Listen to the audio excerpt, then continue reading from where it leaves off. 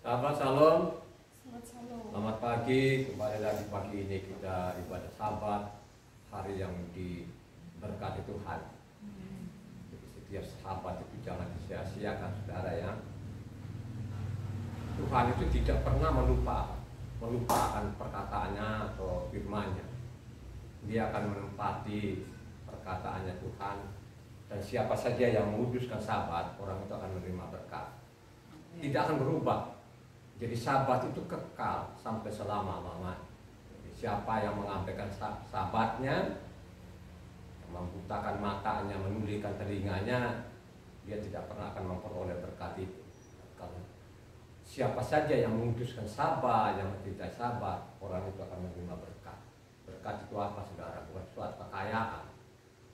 Berkat itu kebenaran, sukacita dan sejahtera, kesehatan, kehidupan, itu namanya berkat. Jadi jangan salah paham. Kembali pagi ini kita belajar lagi firman Tuhan. Ada satu tokoh, seorang perempuan yang luar biasa. Saya anggap memang dia luar biasa. Seorang pelacur, tapi dia luar biasa, sungguh luar biasa. Pagi ini terambil dari atau pembacaan kita suci pada pagi ini, Yahweh bin Nun. Ya, jadi tulisannya itu di dalam Yahweh, karena tulisannya begini supaya kita ini kembalikan nama-nama yang benar itu ya. Jadi tulisannya sana yang saya baca, lembaga kitab Indonesia juga mencatat loh ya, mencatat itu. Nah, karena lembaga kita ini mencatat yang aslinya Taurat itu Yod-He Waw Sin Ayin ya. Jadi Yod-He Waw Sin Ayin. Kalau dibaca lengkap itu Yahweh Shua. Makanya orang mensingkatnya Yahshua. Ya. Jangan ikut-ikutan namanya Yeshua. Yeshua itu saya tahu dari mana apanya, di mana nongolnya Yeshua itu. Yang pasti dia bernama Yahweh, disingkat orang panggilnya Yahshua bin Nun. 2 ayat 1 sampai ke 24. Jadi sekali lagi pelajaran kita hari ini terambil dari Yahshua bin Nun pasal 2 ayat 1 sampai ke 24. Silakan dibaca. Yosua bin Nun dengan diam-diam melepas dari Sitim 2 orang pengintai, katanya, "Pergilah, amatilah negeri itu dan kota Yeriko." Maka pergilah mereka dan sampailah mereka ke rumah seorang perempuan sundal yang bernama Rahab, lalu tidur di situ. Kemudian diberitahukanlah kepada Raja Yeriko demikian, "Tadi malam ada orang datang kemari dari orang Israel untuk menyelidik negeri ini." Maka Raja Yeriko menyuruh orang kepada Rahab mengatakan, "Bawalah keluar orang-orang yang datang kepadamu itu yang telah masuk ke dalam rumahmu, sebab mereka datang untuk menyelidik seluruh negeri ini." Tetapi perempuan itu telah membawa dan menyembunyikan kedua orang itu. Berkatalah ia, "Memang orang-orang itu telah datang kepadaku, tetapi aku tidak tahu dari mana mereka. Dan ketika pintu gerbang hendak ditutup menjelang malam, maka keluarlah orang-orang itu. Aku tidak tahu kemana orang-orang itu pergi. Segeralah kejar mereka, tentulah kamu dapat menyusul mereka." Tetapi perempuan itu telah menyuruh keduanya naik ke sotoh rumah dan menyembunyikan mereka di bawah timbunan batang rami yang ditebarkan di atas sotoh itu. Maka pergilah orang-orang itu mengejar mereka ke arah sungai Yordan, ke tempat-tempat penyeberangan, dan ditutuplah pintu gerbang segera sesudah pengejar-pengejar itu keluar. Tetapi sebelum kedua orang itu tidur, naiklah perempuan itu mendapatkan mereka di atas sotoh dan berkata kepada orang-orang itu, "Aku tahu bahwa Yahweh telah memberikan negeri ini kepada kamu, dan bahwa kengerian terhadap kamu telah menghinggapi kami, dan segala penduduk negeri ini gemetar menghadapi kami. Sebab kami mendengar bahwa Yahweh telah mengeringkan air laut Tebrau di depan kamu ketika kamu berjalan keluar dari Mitsraim, dan apa yang kamu lakukan kepada kedua raja orang Amori yang di seberang sungai Yordan itu, yakni kepada Sihon dan Og yang telah kamu tumpas. Ketika kami mendengar itu, tawarlah hati kami dan jatuhlah semangat setiap orang menghadapi kamu. Sebab Yahweh Tuhanmu ialah Tuhan di langit di atas dan di bumi di bawah. Maka sekarang bersumpahlah kiranya demi Yahweh bahwa karena aku telah berlaku ramah terhadapmu, aku juga akan berlaku ramah terhadap kamu juga akan berlaku ramah terhadap kaum keluargaku, dan berikanlah kepadaku suatu tanda yang dapat dipercaya, bahwa kamu akan membiarkan hidup ayah dan ibuku, saudara-saudaraku, yang laki-laki dan yang perempuan, dan semua orang-orang mereka, dan bahwa kamu akan menyelamatkan nyawa kami dari maut. Lalu jawab kedua orang itu kepadanya, nyawa kamilah jaminan bagi kamu, asal jangan kau kabarkan perkara kami ini. Apabila Yahweh nanti memberikan negeri ini kepada kami, maka kami akan menunjukkan terima kasih dan setia kami kepadamu. Kemudian perempuan itu menurunkan mereka dengan tali melalui jendela, sebab rumahnya itu letaknya pada tembok kota. Jadi pada tembok itulah ia diam. Berkatalah ia kepada mereka, pergilah ke pegunungan, supaya pengejar-pengejar itu jangan menemui kamu, dan bersembunyilah di sana 3 hari lamanya, sampai pengejar-pengejar itu pulang, kemudian bolehlah kamu melanjutkan perjalananmu. Kedua orang itu berkata kepadanya, kami akan bebas dari sumpah kami ini kepadamu yang telah kau suruh kami ikrarkan. Sesungguhnya apabila kami memasuki negeri ini, haruslah tali dari benang kirmisi ini kau ikatkan pada jendela tempat engkau menurunkan kami, dan ayahmu serta ibumu, saudara-saudaramu, serta seluruh kaum keluargamu kau kumpulkan di rumahmu. Setiap orang yang keluar nanti dari pintu rumahmu harus sendiri menanggung akibatnya, kalau darahnya tertumpah, dan kami tidak bersalah. Tetapi siapapun juga yang ada di dalam rumahmu, jika ada orang yang mencederainya, kamilah yang menanggung akibat pertumpahan darahnya. Tetapi jika engkau mengabarkan perkara kami ini, maka bebaslah kami dari sumpah kepadamu itu yang telah kau suruh kami ikrarkan. Perempuan itu pun berkata, seperti yang telah kamu katakan demikianlah akan terjadi. Sudah itu dilepaskannya orang-orang itu pergi, maka berangkatlah mereka. Kemudian perempuan itu mengikatkan tali kirmisi pada jendela. Mereka pun pergilah dan tiba di pegunungan. Mereka tinggal di sana 3 hari lamanya, sampai pengejar-pengejar itu pulang. Pengejar-pengejar itu telah mencari di mana-mana sepanjang jalan tanpa menemukan mereka. Maka pulanglah kedua orang itu, mereka turun dari pegunungan lalu menyeberang dan sampai kepada Yosua bin Nun. Kemudian mereka menceritakan segala pengalaman mereka. Kata mereka kepada Yosua, Yahweh telah menyerahkan seluruh negeri ini ke dalam tangan kita, bahkan seluruh penduduk negeri ini gemetar menghadapi kita. Demikianlah firman Yahweh. Haleluya. Ini ada tokoh, saya anggap memang tokoh besar, seorang perempuan, dan bukan orang Israel. Ini orang-orang Kanaan, saudara. Dan juga bukan orang baik, tapi dia seorang, namanya catatannya di sini, dia seorang pelacur, saudara ya. Jadi kalau pelacur itu rata-rata pelacur itu orang-orang cantik loh, saudara ya. Kalau tidak cantik ya nggak mungkin laku lah. Ya. Saya itu punya pengalaman dulu loh, saudara ya. Jadi dulu ya, bukan sekarang. Saya punya pengalaman pelacur. Rata-rata pelacur itu, saudara ya, cantik-cantik loh. Jadi saya yakin juga ini namanya apa? Rahab ini pasti seorang cantik, tapi dia wanita nggak benar lah, paling kalau lingkungan itu kan dikucilkan, biasanya seperti itu, terkucil mereka itu, ya. Jadi memang perempuan ada kelebihannya juga. Saya anggap bukan kelebihan lagi, luar biasa, ya, luar biasa.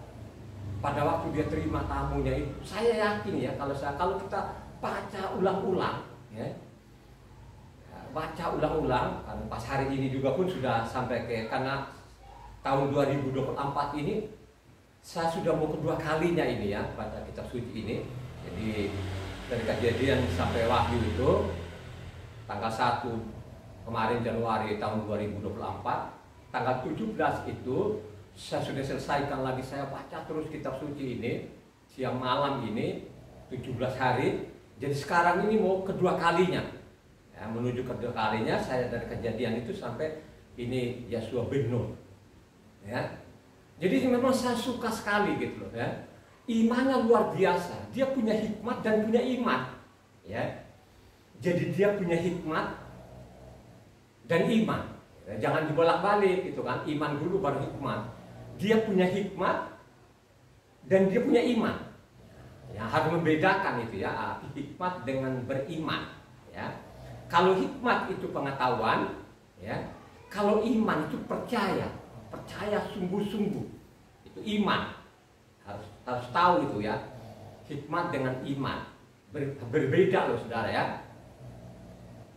Hikmat itu pengetahuan, iman itu percaya. Ya, jadi seorang pelacur ini dia percayai yang disembah namanya bangsa Israel. Ya, kenapa saya mengatakan? Karena ada perkataannya yang luar biasa. Ya, bagaimana tadi orang Israel datang situ untuk mengintai namanya kota Yeriko ini. Dan pada waktu tamunya ini, saya yakin ini perempuan sundal ini, perempuan pelacur ini, jadi dia memperoleh hikmat, ya. Jadi bukan menerima tadi tamunya mungkin seperti sehari-hari, ya, melayani mungkin para laki-laki itu, tapi saya yakin, ya, mungkin pada waktu itu, ya, dia tahu bahwa ini yang datang ini bukan cari perempuan pelacur. Saya yakin itu, ya. Makanya kalau kita baca namanya ayat 6-nya itu, dia sembunyikan, ya. Pada waktu orang mau cari-cari kedua orang tadi ini, akhirnya namanya perempuan ini menyembunyikan kedua orang ini, dia naikin ke atas, ya. Dia tutup dengan rami dan dia mengatakan bahwa mereka sudah pulang. Ya, mungkin karena mereka mengatakan sudah pulang, akhirnya mereka tidak apa lagi dah, tidak cari di rumah karena mereka tahu bahwa perempuan ini perempuan yang jual diri, pelacur gitu kan. Jadi dia mengatakan bahwa mereka sudah pulang, tapi luar biasa perempuan ini sembunyikan ke atas dan menutupi dengan rami kan. Tapi ada yang saya mencatat ini, makanya saya mengatakan bahwa seorang pelacur ini saudara, dia mempunyai hikmat dan dia memiliki iman. Iman yang benar ya. Jadi dia memiliki pengetahuan yang benar dan juga memiliki iman yang benar. Nah, kenapa saya mengatakan bahwa perempuan ini dia memiliki iman yang benar, pengetahuan yang benar dan iman yang benar. Kenapa saya mengatakan? Kalau kita baca tadi Yosua bin Nun 2 ayat 9 ayat 10 mengatakan, sebab kami mendengar bahwa Yahweh telah mengeringkan air laut Teberau. Coba saudara ya. Jadi kami mendengar bahwa Tuhan Yahweh itu mengeringkan namanya air laut Teberau. Nah, ini waktu mengeringkan air Teberau ini, kalau kita lihat saudara ya, pada waktu mereka menyeberang itu, ya, tahun pertama itu sampai tahun ke-40 loh, 40-an ya saudara ya, karena sudah Mose kan sudah meninggal ini kan, diambil alih namanya oleh Yosua bin Nun, ya. Jadi sudah 40 tahun mendengar, ya, bahwa bangsa Israel itu menyeberang laut Teberau, ya. Jadi Tuhan yang mengeringkan. Coba ini perempuan pelacur, ya, mendengar itu dari awalnya, dia simpan. Makanya saya mengatakan dia punya pengetahuan, diberikan hikmat kepada Tuhan, sehingga dia dari mulutnya tadi dia ucapkan, dipakailah perempuan ini yang luar biasa ini, diberikan hikmat ini sehingga dia ingat 40 tahun yang lalu ada peristiwa yang luar biasa, bagaimana namanya orang Israel itu menyeberangi namanya laut Teberau, ya. Siapa yang mengeringkan itu dia tahu, ya. Dia tahu betul-betul siapa yang mengeringkan ini. Tidak lain, tidak bukan pencipta alam semesta yang bernama siapa? Yahweh. Ya, jadi ingat baik-baik ya. Dia tahu persis betul, dia memiliki namanya ilmu, ya, dia memiliki pemahaman yang benar bahwa yang mengeringkan namanya laut Teberau itu adalah namanya ya Tuhan ya. Kenapa saya mengatakan seperti itu? Kalau engkau baca namanya ayat 11 yang keras ya. perhatikan namanya ayat 11 ini, ya. Ketika kami mendengar itu, tawarlah hati kami, dan jatuhlah semangat setiap orang menghadapi kamu. Sebab Yahweh Tuhanmu ialah Tuhan di langit di atas dan di bumi di bawah. Coba bayangkan saja, ya, kata-kata ini diucapkan dari mulutnya tanpa dia belajar namanya Taurat. Saya yakin Taurat itu belum sampai ke Kanaan karena mereka belum menyeberang sungai Yordan, saudara. Ya. Kata-kata ini sudah ada dalam namanya isi kitab Taurat. Ya. Jadi Moses sendiri mengatakan bahwa Tuhanmu itu di langit, di atas langit, di bumi, di bawah bumi, tidak ada yang lain. Ini dicatat oleh namanya Moses. Coba satu orang baca namanya Ulangan 4 ayat 39 yang keras. Ini ucapan luar biasa, saya mengatakan dia luar biasa ini. Ini seorang perempuan ini luar biasa. Baca. Sebab itu ketahuilah pada hari ini dan camkanlah bahwa Yahwehlah Tuhan yang di langit di atas dan di bumi di bawah, tidak ada yang lain. Coba saudara ya, ini dicatat oleh Moses. Dia mengatakan Moses itu bahwa Yahwehlah Tuhan di langit, di atas langit, di bumi, di bawah bumi, tidak ada yang lain. Coba saudara, tidak ada yang lain, itu adalah Tuhan yang Esa, ya. Ya, jadi tidak ada yang sama dengan dia ini. Ya. Jadi dia ucapkannya dari mulutnya seorang perempuan melacur ini, saudara, diberikan hikmat kepada Tuhan ini, dia ucapkan seperti itu, saudara. Ya. Saya sudah pelajari ini, saudara. Saya pelajari yang bertahun-tahun ini isi kitab suci ini, saudara. Memang perempuan satu-satunya ini tidak ada duanya. Kenapa saya mengatakan tidak ada duanya? Karena dia selamatkan semua keluarganya. Bukan sampai di situ saja, saudara. Akhirnya dia kawin sama orang siapa? Akhirnya suaminya siapa? Orang siapa? Orang Israel dari keturunan Yahuda. Bernama siapa? Salmon. Ya. Jadi Salmon itu suaminya. Ya. Coba. Jadi Salmon ini suaminya. Dia melahirkan anaknya bernama siapa? Boas. Ya, jadi ingat ya, ini urut-urutnya, saudara. Kenapa saya mengatakan ini luar biasa ini? Ini kan nenek buyutnya namanya Raja Daud, namanya Raja Kebenaran.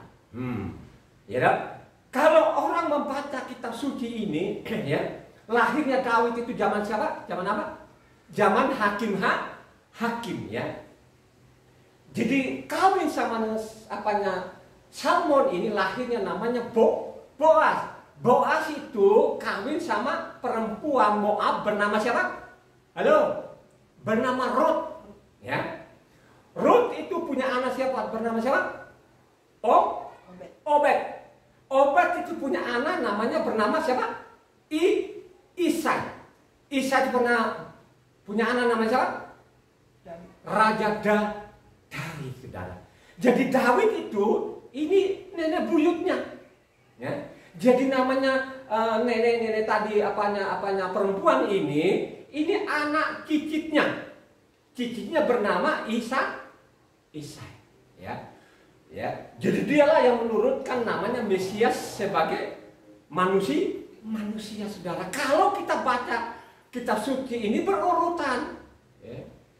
Jadi saya mengatakan namanya Rahab ini dia luar biasa, akhirnya bisa dia selamatkan keluarganya, saudara. Semua keluarganya diselamatkan, saudara. Coba, ya.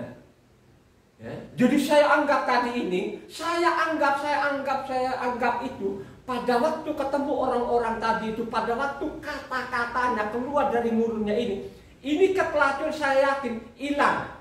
Saya yakin itu. Jadi dia tidak tertarik lagi untuk jadi pelacur. Saya yakin itu. Kenapa saya mengatakan itu? Karena saya sendiri pun mengalami, loh, saudara. Ya.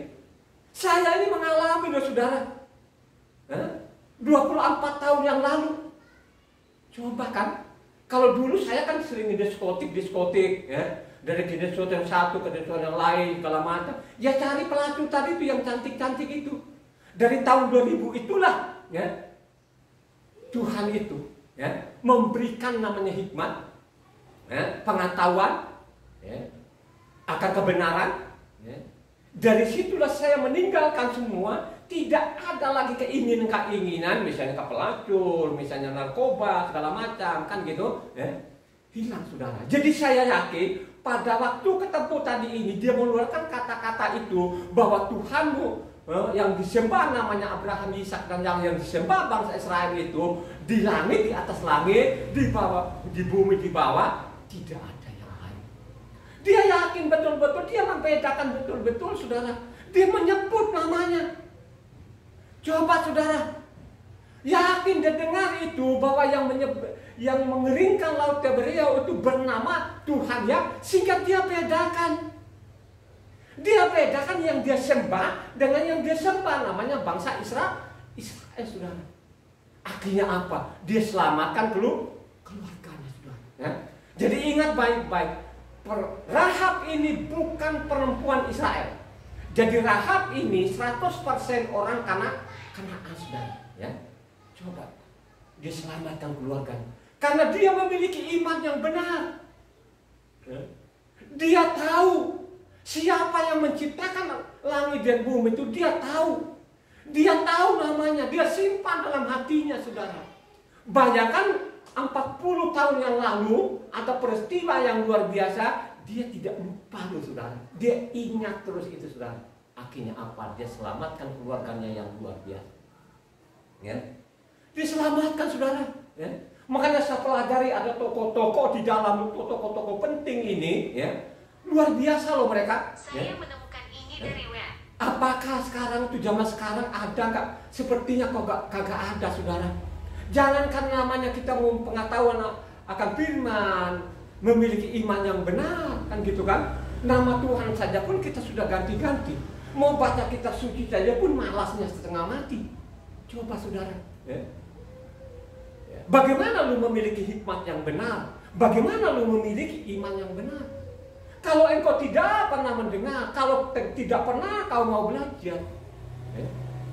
Jadi coba saya mencatat seperti namanya apanya, mertuanya Mose, ya, bernama Jitro, saudara ya. Coba dia luar biasa juga loh ini. Jadi namanya Jitro ini juga pun, saudara ya. Ini Jitro ini, kalau saya telusuri namanya isi kitab suci ini Jitro ini orang-orang Midian, ya. Jadi tahu nggak, saudara, kalau orang Midian, jadi setiap daerah dulu sana itu, misalnya tanah Kanaan. Kanaan itu kan anak bungsunya siapa? Apa? Ham.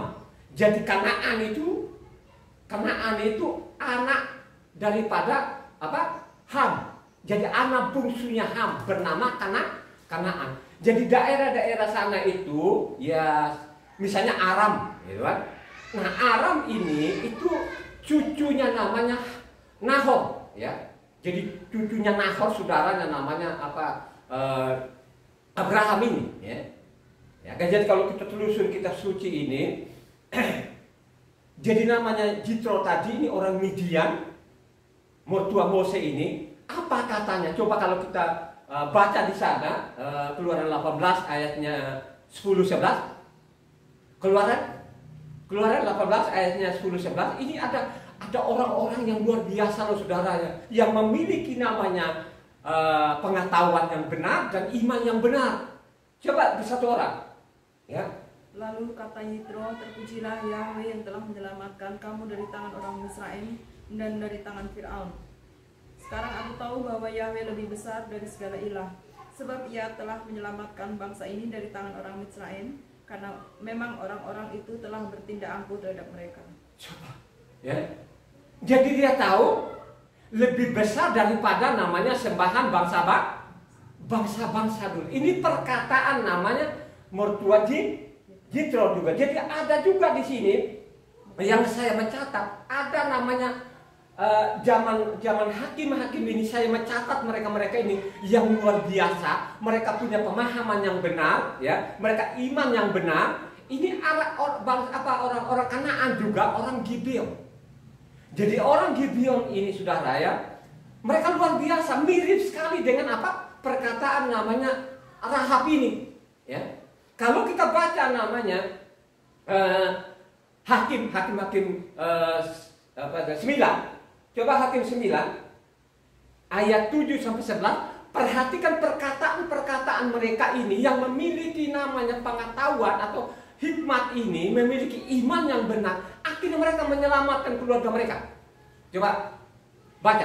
Setelah hal itu dikabarkan kepada Yotam, pergilah ia ke gunung Gerisim dan berdiri di atasnya, lalu berserulah ia dengan suara nyaring kepada mereka. Dengarkan. Hakim 9. Kok Hakim 9? Maaf. Blank sedikit. Yasua 9. Maaf, bukan Hakim. Yasua 9 ayat 7 sampai 11. Tetapi berkatalah orang-orang Israel itu kepada orang-orang Hewi itu, barangkali kamu ini diam di tengah-tengah kami. Bagaimana mungkin kami mengikat perjanjian dengan kamu? Lalu kata mereka kepada Yasua, kami ini hamba-hambamu. Tanya Yasua, siapakah kamu ini dan dari manakah kamu datang? Jawab mereka kepadanya, dari negeri yang sangat jauh hamba-hambamu ini datang karena nama Yahweh Tuhanmu, sebab kami telah mendengar kabar tentang dia, yakni segala yang dilakukannya di Mizraim, dan segala yang dilakukannya terhadap kedua raja orang Amori itu di seberang sungai Yordan, Sihon raja Hesibon, dan Og raja Basan yang diam di Asitarot. Sebab itu para tua-tua kami dan seluruh penduduk negeri kami berkata kepada kami demikian, bawalah bekal untuk di jalan dan pergilah menemui mereka, dan berkatalah kepada mereka, kami ini hamba-hambamu, maka sekarang ikatlah perjanjian dengan kami. Ayat 24.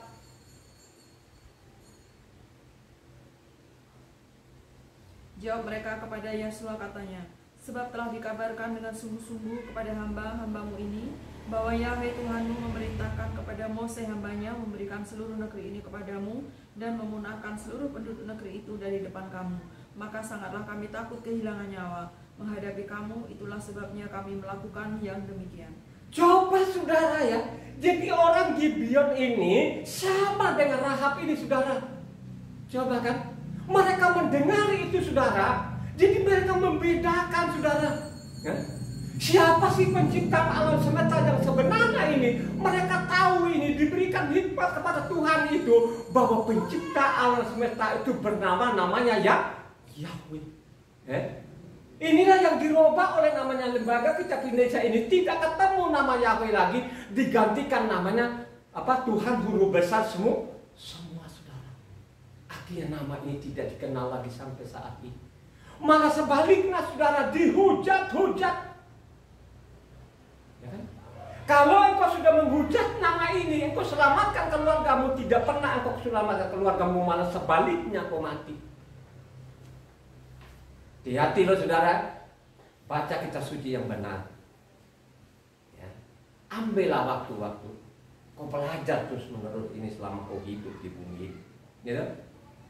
Mereka tidak melupakan begitu saja. Mereka mendengar itu saudara, mereka simpan dalam hati mereka. Tidak ada buku yang mereka pegang. Coba kan. Kami tahu bahwa tanah ini akan diberikan namanya bangsa Israel. Oleh karena itu kami diutus oleh pemimpin-pemimpin kami untuk menghadap bangsa Israel ini. Terserah sekarang apa yang baik menurut pandangan orang Israel. Ya. Kalaupun dihukum ya silakan.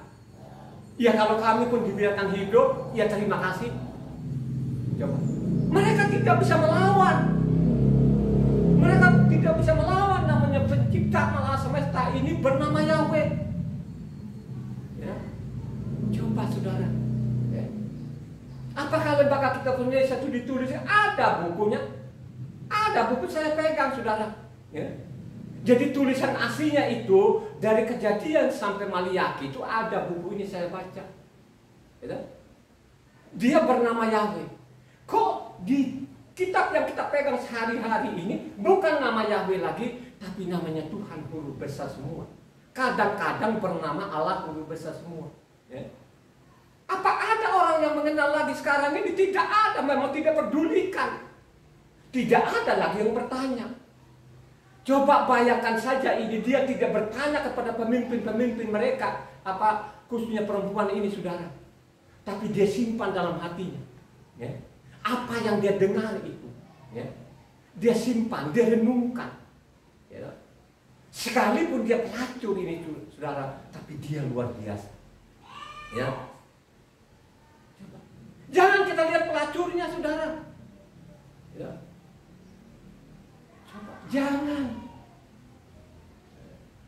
Kalau engkau benar-benar sadar diri ini saudara, coba. Yang paling berat itu kalau namanya kau jadi pelacur rohani saudara. Kau berzina secara rohani itu yang paling berat saudara. Ya, itu tidak ada pengampunan loh saudara. Ya. Coba bayangkan aja ini. Ya.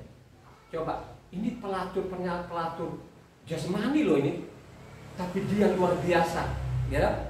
Dia menurunkan namanya Mesias. Bacalah kitab suci ini. Ya. Ada tokoh-tokoh besar yang luar biasa. Ya. Ada lagi seorang perempuan. Perempuan ini juga menyelamatkan dirinya maupun juga menyelamatkan anaknya dalam keadaan genting.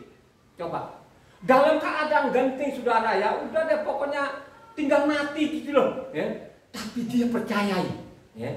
Bahwa pencipta alam semesta itu Yahweh itu Tuhan yang hidup saudara. Ada seorang perempuan yang luar biasa juga ini, ya, tidak ada tandingnya dan tidak ada duanya juga ini. Dia juga perempuan Kanaan. Dia seorang perempuan Sidon. Dia memiliki iman yang sama persis namanya apa? Rahab ini. Ya. Coba kan? Ini dari Rahab ini saudara.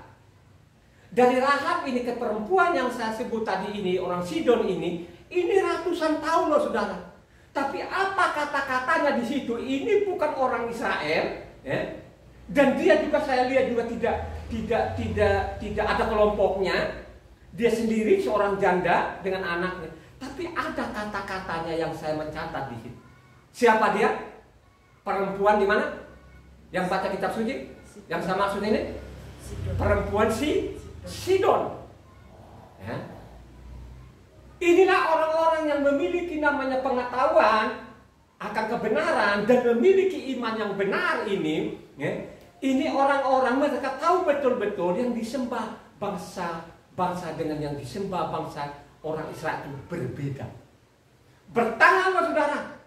Coba kan bertahan. Dia bertahan mati-matian. Ya, dalam keadaan susah, kelaparan yang luar biasa, dia bertahan karena nama Yahweh dia bisa selamatkan dirinya dengan anaknya. Mari kita baca. Ya, ini saya baca saja. Ini hari kita bicara masalah iman, masalah pengetahuan, masalah hikmat. Ya.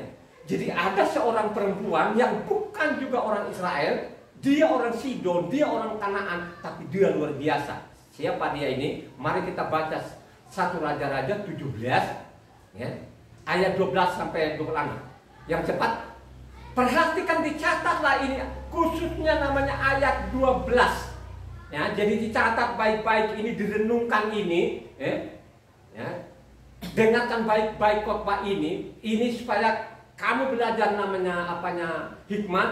Kamu belajar namanya iman. Apa itu hikmat? Apa itu iman? Baca yang kencang. 1 Raja-Raja 17 ayatnya 12 sampai 26. Biar tuntas ini. Karena ini tadi sudah lewat, sudah lolos dan kelaparan. Sekarang dia menghadapi lagi anaknya mati. Jadi anaknya mati ini saudara. Wah, bertubi-tubi, tapi dia bertahan bahwa Yahweh lah itu Tuhan yang hidup, tidak ada lain. Baca dari ayat 12 sampai 26. Perempuan itu menjawab, demi Yahweh Tuhanmu yang hidup, sesungguhnya tidak ada roti padaku sedikit pun kecuali segenggam tepung dalam tempayan dan sedikit minyak dalam buli-buli. Dan sekarang aku sedang mengumpulkan 2-3 potong kayu api. Kemudian aku mau pulang dan mengolahnya bagiku dan bagi anakku. Dan setelah kami memakannya, maka kami akan mati.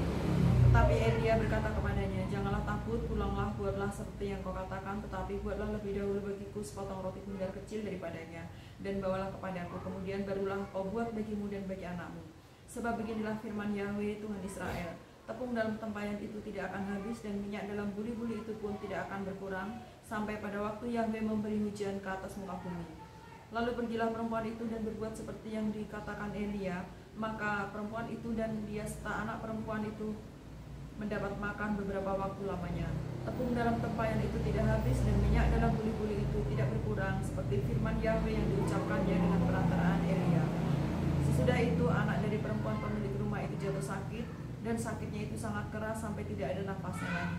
Kata perempuan itu kepada Elia, apakah maksudmu datang kemari, ya abdi Elohim? Singgahkah engkau kepadaku untuk mengingatkan kesalahanku dan untuk menyebabkan anakku mati? Kata Elia kepadanya, berikanlah anakmu itu kepadaku. Elia mengambilnya dari perempuan itu dan membawanya naik ke kamarnya di atas dan membaringkannya anak itu di tempat tidurnya. Sesudah itu ia berseru kepada Yahweh, katanya, ya Yahweh Elohimku, apakah engkau menimpakan kemalangan ini atas janda ini juga, yang menerima aku sebagai penumpang dengan membunuh anaknya? Lalu ia mengunjurkan badannya ke atas anak itu 3 kali dan berseru kepada Yahweh, katanya, ya Yahweh Elohimku, pulangkanlah kiranya nyawa anak ini ke dalam tubuhnya. Yahweh mendengarkan permintaan Elia itu dan nyawa anak itu pulang ke dalam tubuhnya sehingga ia hidup kembali. Elia mengambil anak itu lalu membawanya turun dari kamar atas ke dalam rumah dan memberikannya kepada ibunya. Kata Elia, ini anakmu, ia sudah hidup. Kemudian kata perempuan itu kepada Elia, sekarang aku tahu bahwa engkau abdi Elohim dan firman Yahweh yang kuucapkan itu adalah benar. Coba firman yang ucapkan itu benar. Nah, catat baik saudara. Jadi mereka ini memiliki hikmat yang benar. Mereka iman yang benar. Kalau saudara tahu zaman itu ada kelaparan yang luar biasa, saudara. Ini adalah perbuatan bangsa Yahudi ini ya. Yahuda ini, mereka meninggalkan nama Tuhan mereka meninggalkan hukum-hukum Tuhan ini. Nah, sehingga terjadi kelaparan, namanya kerajaan Israel Utara ini yang parahnya saudara, ya. Dari penyimpangan, kalau kau baca dari 1 Raja-Raja 12 ini sampai kepada perempuan Sidon ini, saudara, luar biasa kelaparan, saudara, ya. Makanya kalau kau baca selanjutnya di sana 2 Raja-Raja 6 di sana, sampai mereka makan anaknya, saudara, ada kelaparan yang luar biasa. Kenapa terjadi kelaparan yang luar biasa itu? Karena namanya orang Yahuda ini atau orang Israel ini sudah menyimpang, saudara. Tidak mengenal nama Yahweh lagi. Ya. Akhirnya terjadi kelaparan, tapi seorang perempuan Sidon ini dia bertahan dalam kebenaran, saudara. Ya. Dia bertahan, saudara. Kita sudah mendengar tadi ayat 12 mengatakan, demi Tuhanmu yang hidup, dengan Yahweh Tuhan yang hidup itu tidak ada roti. Hanya ada segenggam namanya tepung ini. Saya nanti sudah saya masakin, saya dengan anak saya, habis itu kami mati, saudara. Coba, ya, pertolongan Tuhan itu kalau orang benar itu, ya, tidak akan dia meninggalkan. Ya, pertolongan tepat waktu, saudara. Ya. Dia bertahan, saudara. Ya. Kalau kita istilahkan itu sampai darah penghabisan. Seorang perempuan yang luar biasa, kedua perempuan seanggap ini mereka luar biasa. Masa sih saya ini laki-laki, saya nggak berani seperti mereka? Masa sih saya laki-laki ini tidak saya bisa membimbing, menyelamatkan keluarga saya? Gitu? Dari situlah saya, dari tahun 2000 itulah saya berkeputusan untuk saya belajar akan namanya firman. Sehingga dari pengetahuan itu saya memiliki iman yang benar. Ya, coba dari tahun 2000 sampai saya bicara ini, saya tidak pernah, apakah dokter, saya tidak pernah obat-obatan. Ya baik-baik saja, sehat-sehat saja. Karena saya memiliki iman yang benar, bahwa Yahweh Tuhan, tidak ada yang lain. Satu-satunya, tidak ada yang lain. Ada namanya pasal, ada ayatnya. Gitu? Mereka mendengar ini, mereka menyimpan dalam hati mereka. Ya. Coba saudara, ada kelaparan yang luar biasa. Tadi kan ini yang dihadapi juga ini, perempuan pelacur ini kan mau dihabisi namanya Yeriko ini, ya. Mau dihancurkan, saudara. Akhirnya dia memiliki hikmat, dia memiliki iman yang benar, dia selamatkan dirinya dan dia selamatkan juga keluarga besarnya. Begitu juga namanya perempuan ini, karena dia memiliki pengetahuan dan dia memiliki iman yang benar, akhirnya dia bisa selamatkan dirinya dan juga anaknya. Ya. Dalam kesendiriannya, dia seorang janda. Coba. Dia seorang janda loh saudara. Kalau tadi pelacur dia udah tiap hari mungkin dia dapat uang. Tapi kalau dia ini tidak ada saudara, dia cari nafkah sendiri. Tapi pertolongan Tuhan tepat waktu saudara. Ya. Pada waktu keadaan genting, datanglah Nabi Elias. Ya.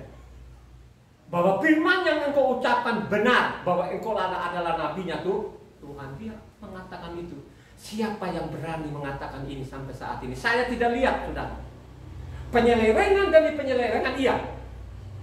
Penghujatan demi penghujatan iya. Coba. Ya. Makanya saya mengatakan kalau orang Kristen misalkan gitu menghujat nama Yahweh, itu tidak ada namanya pengampunan itu. Kenapa saya mengatakan? Karena yang dipegang itu kitab suci, ya, yang dicetak lembaga kitab Indonesia itu masih ada satu-satunya, tapi ditaruh di kamus. Coba. Ya. Saya kembalikan sadar kepada istri saya. Saya ajak diri saya dulu. Kalau saya tidak menyelamatkan diri saya, bagaimana saya menyelamatkan istri saya? Bagaimana menyelamatkan anak saya? Makanya saya ini kepala rumah tangga harus bertanggung jawab dalam rumah tangga ini. Dan harus saya belajar namanya ilmu kerohanian ini. Bukan namanya ilmu sekuler saja saya pelajari juga namanya ilmu kerohanian ini. Untuk apa? Ya untuk saya, ya untuk istri saya, ya anak-anak saya maupun pendengar. Kalau pendengar itu mau, gitu? Dia tinggal mencatatnya, dia tidak merenungkan lagi. Yakin dia akan selamatkan. Dia selamatkan dirinya, dia selamatkan keluarganya. Gak usah berambisi dulu lah. Nanti ada namanya penontonnya nanti di YouTube jutaan orang. Gak usah berambisi. Kalau di penonton di YouTube masih ada 1, 2, itu mungkin kasih karunia. Ya, jangankan saya. Ya, Yesus saja pun datang di bumi sebagai anak manusia saja pun ditolak. Ya. Kalau dia tidak bikin mujizat itu tidak ada pengikutnya. Ada mujizat saja pun mereka tolak gimana? Ini ada mujizat saja pun mereka tolak, apalagi saya ini. Ya. Makanya saya menyampaikan ini kepada melalui YouTube. Ya, kau mendengar, kau menyimak, kau mencatat, kau jadi kepala rumah tangga yang baik, kau jadi guru dalam rumah tanggamu, pasti engkau menyelamatkan keluarga. Ya. Loh ini nyata loh saudara, ini nyata, ini bukan dongeng. Ada peristiwa-peristiwa yang lalu yang dicatat dalam isi kitab suci. Coba kan, ada lagi, satu lagi, panglima besar. Ya. Jadi panglima besar ini luar biasa, ini siapa? Ya. Yang sakit kusta. Orang-orang yang baca kitab suci ini pasti tahu siapa namanya penyakit kusta ini. Naaman. Siapa? Naaman. Naaman saudara. Ya. Naaman itu luar biasa loh saudara ya. Dia penyakit kusta saudara. Ya. Coba, ini yang memberitahukan juga supaya nanti pergi namanya ke Israel sana untuk menyembuhkan kusta. Ini ada anak perempuan, masih anak-anak lah ya. Jadi pembantunya istrinya Naaman ini saudara. Ya. Coba kan, ini adalah panglima loh saudara yang ditakuti ini saudara. Sudah berapa orang yang dia bunuh, tapi katanya dia penyakit kusta. Ya. Pada waktu disembuhkan penyakit kustanya apa yang dikatakan? Dia sadar betul-betul yang disembah bangsa-bangsa, ya, yang disembah bangsa Israel kan beda saudara. Ya. Ini perkataan mereka ini yang memiliki namanya iman yang benar, ya. Yang memahami namanya kebenaran itu saudara. Mereka betul tidak ada buku yang dia pegang. Tapi ingat ya, Roma juga mengatakan kalau engkau baca Roma 2 di sana 14 sampai ayat 16 kan sangat jelas, ya. Orang yang benar itu Taurat itu dia taruh ditukik dalam hati. Sehingga setiap saat dia ingat nama Yahweh itu, orang benar itu tukik dalam hatinya. Jadi setiap saat dia berseru kepada nama Yahweh, dia akan diselamatkan. Amin kan? Amin. Ini fakta saudara, ada seorang Naaman. Ya. Ini namanya sekalipun saya mencatat dia orang Aram dengan namanya Israel satu keturunan loh saudara. Ya. Makanya saya mengatakan tadi Aram ini cucu daripada Nahor. Ya. Cucunya Nahor ini saudara. Ya. Jadi dikatakan namanya di daerah Damaskus atau Syria itu ada orang-orang Aram di situ. Itu masih saudara mereka ini, saudara. Tapi sering sekali berkelahi, perang. Gak henti-hentinya perang terus menerus, saudara. Tidak pernah akur. Ya. Tapi ada perkataannya dia mengatakan apa? Naaman ini. Coba 2 Raja-Raja 5 ayat 15. Kemudian kembalilah ia dengan seluruh pasukannya kepada abdi Elohim itu. Setelah sampai, tampillah ia ke depan Elisa dan berkata, sekarang aku tahu bahwa di seluruh bumi tidak ada Elohim kecuali di Israel. Karena itu terimalah kiranya suatu pemberian dari hamba-Mu. Coba saudara, kau catat baik-baik ini. Dia mengatakan pada waktu disembuhkan, hanya gampang saja. Dia mengatakan, udah pergi sajalah, jeburkan dirimu ke sungai Yordan sana. Udah deh, pergi sana. Kan masih bersungut-sungut. Terus ajudannya mengatakan, bos, kalau Nabi itu suruh yang sulit-sulit, bos juga kan ikut. Padahal Nabi bilang, pergi saja jeburkan dirimu, katanya kan. Itu kan tidak sulit, bos. Dia pergi dalam bersungut-sungut. Pada waktu dia jeburkan diri, dia keluar dari air, akhirnya hilang kucanya. Pada waktu dia pulang, dia mengatakan bahwa aku sadar sekarang bahwa sembahan bangsa-bangsa itu tidak sama yang disembah namanya bangsa orang Israel bernama siapa? Ya, harus bernama Yahweh. Tidak ada itu katanya agama ini sama dengan namanya sembahan bangsa Israel ini. Tidak sama. Nanti yang minggu akan datang, sahabat akan datang, kita kupas siapa sebenarnya apakah Tuhan 1, 2, 3 atau dia Yahweh ini Esa satu-satunya, tidak ada lain. Mari kita lihat nanti, mari kita pelajari kitab suci ini. Kenapa saya janjikan? Karena saya mencatat bertahun-tahun, sudah 24 tahun ini saya pelajari kitab suci ini. 24 tahun setiap hari. Makanya saya mengatakan tahun ini saja pun sudah 1 kali lagi. Coba kan, kalian sampai di mana saya tahu kan? Ini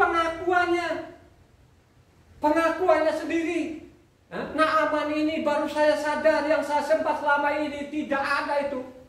Itu bukan pencipta alam semesta. Sekalipun mereka mengaku-ngakunya, oh dia ini pencipta semesta. Pencipta semesta itu dia bermakhluk, berwujud dan bisa kelihatan. Ingat ya, jadi ini nanti minggu depan akan kita belajar. Jadi Tuhan itu bisa benar-benar kelihatan nggak? Bahwa dia adalah rupa manusia nggak? Ada pasal, ada ayatnya. Tapi hari ini kita belajar dulu masalah hikmat atau namanya iman yang benar. Hikmat yang benar dan iman yang benar. Ini fakta loh saudara. Naaman dikatakan bahwa saya sadar ternyata yang saya sembah ini tidak sama yang disembah bangsa orang Israel saudara. Coba pada waktu dia sembuh tuh dikasih hadiah, namanya siapa? Elisa. Siapa? Gehazi itu kan diterima hadiah, bosnya Gehazi. Elisa. Coba kan dikasih hadiah, wah pokoknya kalau dia terima namanya Elisa ini sudah kaya raya saudara. Tapi dia tolak saudara. Makanya kalau ada sekarang itu yang mungut-mungut, saya mau sampaikan kebenaran, tapi dia pungut juga. Aduh, saudara, coba bagaimana kau sampaikan kebenaran itu yang sesungguhnya? Karena kau sudah mau disogok, dibayar. Akhirnya kebenaran itu tutupi. Beda dengan yang kita sudah dengar bersama tadi, Ada namanya mertuanya Mose, Ada namanya perempuan Sundal, ini janda, ada Naaman, ada raja satu-satunya juga. Raja ini luar biasa juga. Raja ini dia luar biasa, bukan orang Israel juga, tapi orang Persia. Coba, ada raja Persia. Siapa yang menamatkan Daniel? Coba yang tahu? Darius saudara. Coba satu orang. Daniel 6. Ini raja satu juga luar biasa. Makanya saya mengatakan pengetahuan itu penting. Iman itu penting. Iman kepada siapa ini saudara? Ini penting sekali. Ini ada namanya Darius. Ayat 16 dulu. Sesudah itu raja memberi perintah, lalu diambillah Daniel dan dilemparkannya ke dalam gua singa. Berbicaralah raja kepada Daniel, Elohimmu yang kau sembah dengan tekun, dialah kiranya yang melepaskan engkau. Coba kan, ya. Jadi Elohimmu yang kau percaya, dia akan melepaskan engkau. Ini kan dia langgar, saudara. Perintah raja. Karena dalam kepemerintahan ini ada iri, ada yang iri. Karena dia termasuk pejabat tinggi, saudara. Gara-gara dia sembah Tuhannya setiap hari, ya. Berapa kali, ya? 3 kali, satu hari 3 kali. Akhirnya mereka ngiri, saudara. Laporkan mereka sana bahwa ini loh raja melanggar perintah raja, gitu kan. Karena raja pun sendiri juga tidak mau loh, saudara. Apa yang dia sudah katakan dia tidak mengulirkan perkataannya. Ya, akhirnya dia bilang, udah deh, tangkap saja. Tapi pesan dia, Tuhan yang kau sembah akan menyelamatkan. Ayat 20. Ayat 20. Dan ketika ia sampai dekat gua itu, berserulah ia kepada Daniel dengan suara yang sayu. Berkatalah ia kepada Daniel, Daniel, hamba Elohim yang hidup, Elohimmu yang kau sembah dengan tekun, telah sanggupkah ia melepaskan engkau dari singa-singa itu? Coba, yakin betul-betul ini. Darius ini raja yang benar, raja yang luar biasa, sangat luar biasa deh. Dia juga rendah hati di hadapan Tuhan. Kalau kita baca lagi, pada waktu pagi-pagi dia bangun pagi-pagi, dia larilah di mulut gua itu. Apa katanya? Coba ayat 25 sampai ke 27. Ini raja ini luar biasa ini. Kemudian Raja Darius mengirim surat kepada orang-orang dari segala bangsa, suku bangsa, dan bahasa yang mendiami seluruh bumi, bunyinya, bertambah-tambahlah kiranya kesejahteraanmu. Bersama ini kuberikan perintah bahwa di seluruh kerajaan yang kukuasai orang harus takut dan gentar kepada Elohimnya Daniel. Sebab dialah Elohim yang hidup, yang kekal selama-lamanya, pemerintahannya tidak akan binasa, dan kekuasaannya tidak akan berakhir. Dia melepaskan dan menolong dan mengadakan tanda dan mukjizat di langit dan di bumi. Dia yang telah melepaskan Daniel dari cengkeraman singa-singa. Coba saudara, dia tahu betul-betul yang menyelamatkan ini. Dia adalah Elohim yang hidup. Elohim yang hidup. Ini dia memiliki hikmat yang benar. Dia memiliki iman yang benar, saudara. Coba, dia menyelamatkan dirinya. Saya yakin juga dia menyelamatkan juga kalau keluarganya raja ini. Ini bukan raja lalim, ini raja benar. Saya mencatat di sana orang-orang Persia ini, orang-orang Babel ini, itu dari namanya Nebukadnezar, akhir hidupnya percaya kepada Tuhan, loh, saudara. Ya. Jadi ada 4 raja yang sama catat di situ. Ya. Ada Nebukadnezar, ada namanya Kores, dan ada Darius, ada namanya Artasasta. Ada 4 raja ini, saudara, yang di Persia di sana ini, yang percaya kepada namanya Yahweh Tuhan. Di langit, di atas langit, di bumi, di bawah bumi, tidak ada yang lain, saudara. Ya. Jadi ini dicatat dalam kitab suci ini, saudara. Yang menyelamatkan engkau imanmu, tapi iman yang benar. Ya. Pengetahuan itu penting, saudara. Ya. Tanpa pengetahuan, lu tidak akan memiliki iman. Jangan dibolak-balik. Ya. Miliki iman, pengetahuan gak ada. Akhirnya tadi imam Nebe, saudara. Dia bilang ini, ya sudah saya imani, ini, ya saya iman. Tidak begitu isi kitab sucinya ini. Harus memiliki iman yang benar. Kita beriman kepada siapa? Kepada Tuhan yang Esa, tidak ada yang lain. Nah, yang disembah namanya Abraham, Ishak, dan Yakob. Yang disembah namanya Mose, bangsa Yahuda atau Israel. Ini iman yang benar. Jangan kita bilang itu kan waduh sama sajalah, kan begitulah ini. Ingat dalam kitab suci, misalnya Tawarik, Mazmur di sana katanya, ilah bangsa-bangsa adalah apa? Berhala. Iman bangsa-bangsa itu berhala. Jangan disama-samakan. Jangan. iman kita, pencipta alam semesta ini bernama Yahweh, dia bermakhluk, bisa kelihatan. Ada yang melihat dia. Siapa yang melihat dia? Ini adalah nabi-nabi, ya. Ada namanya Nabi Abraham, Mose, ya, Yakob, Ishak, Mika, ada namanya Yesaya. Mereka lihat. Ini perbedaannya beda. Ya. Kalau kau tidak memiliki iman yang benar, itu lu tidak bisa menyelamatkan. Jangan orang lain dan lu selamatkan. Lu tidak menyelamatkan dirimu sendiri. Ya. Lu tidak bisa menyelamatkan dirimu sendiri. Ya.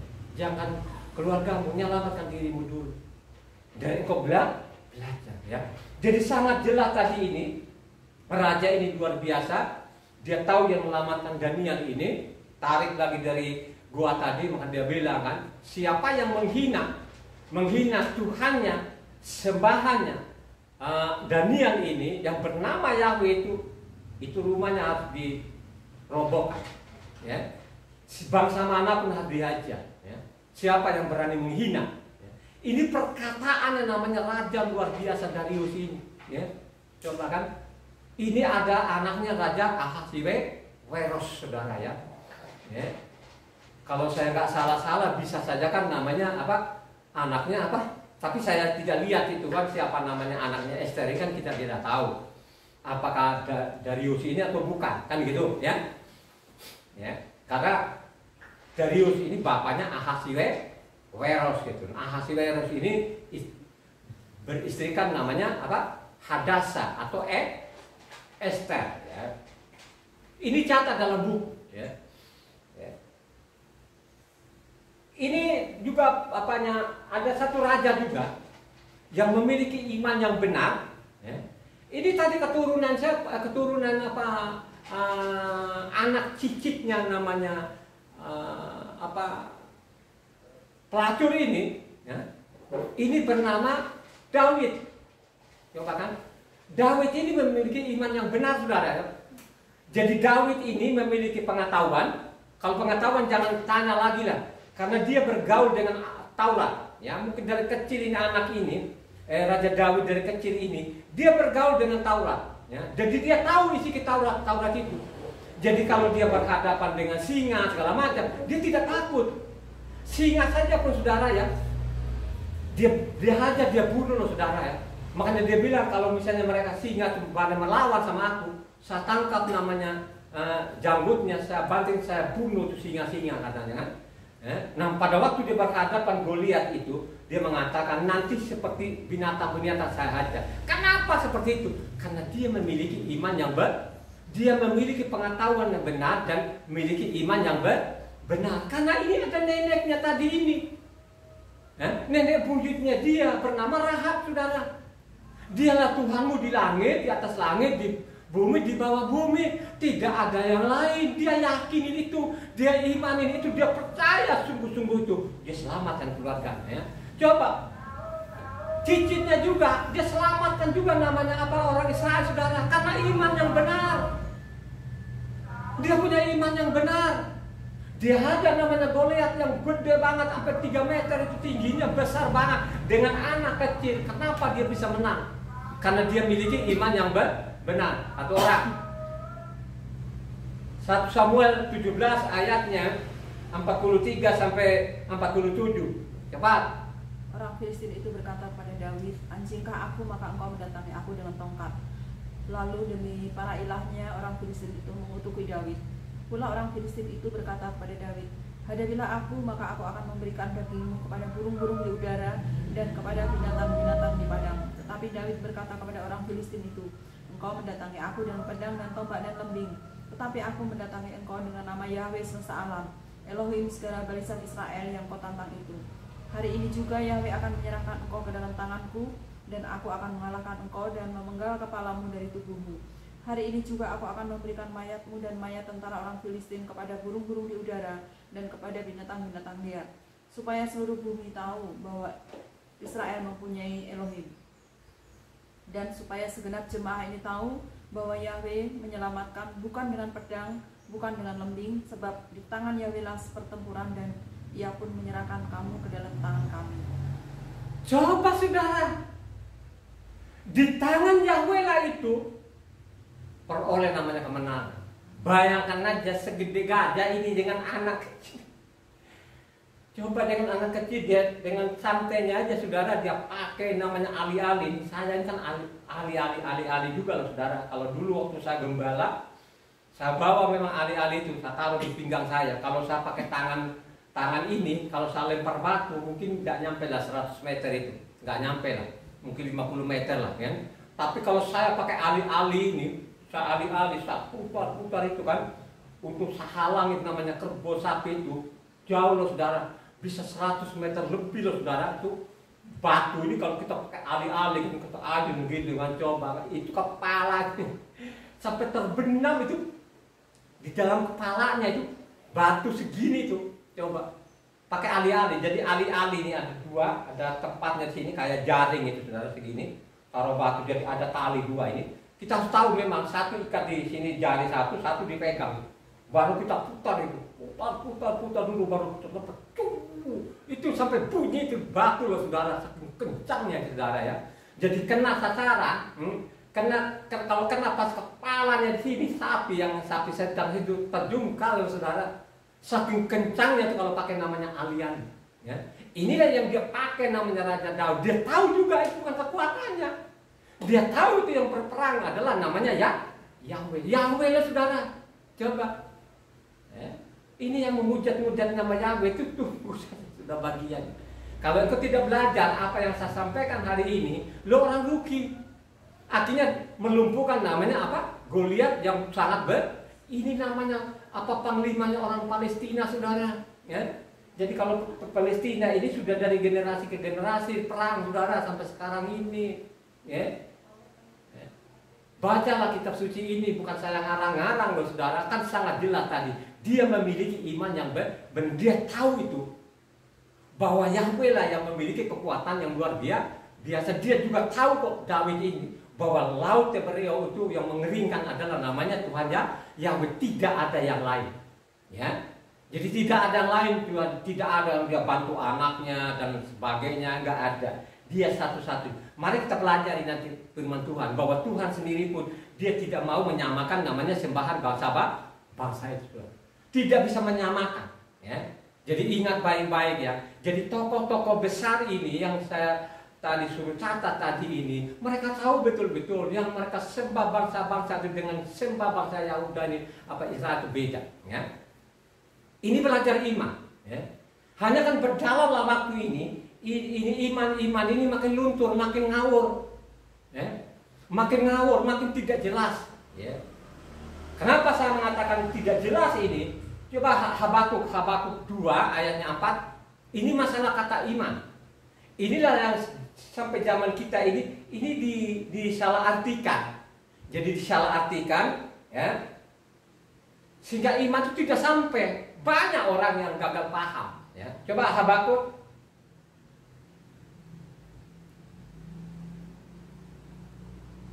Sebelum Habakuk, saya mengatakan tadi, karena mereka ini memiliki namanya pemahaman yang benar dan memiliki iman yang benar, akhirnya mereka bisa menyelamatkan keluarga mereka.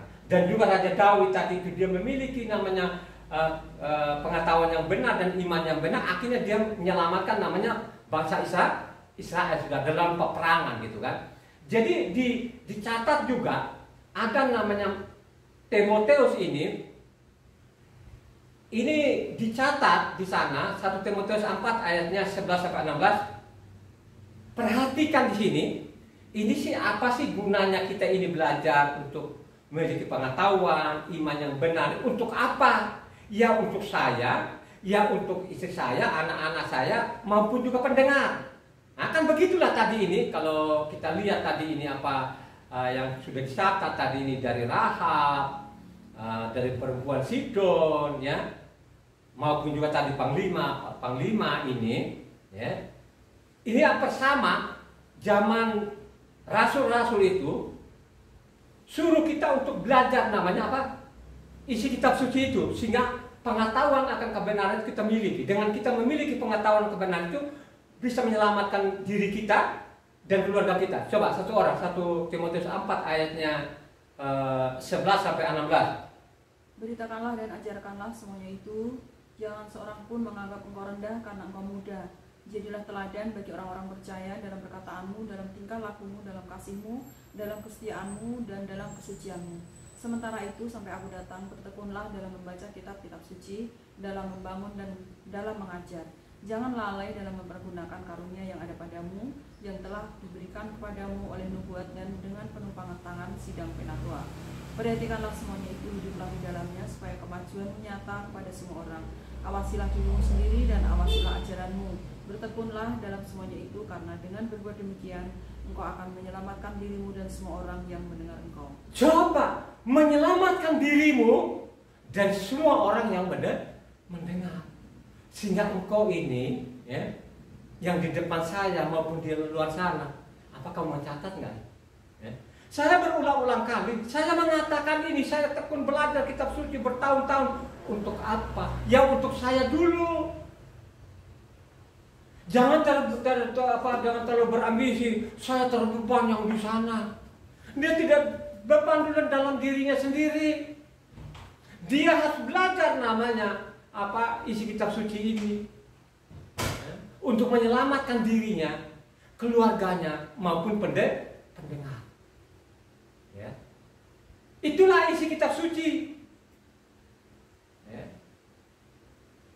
Jangan menyepelekan.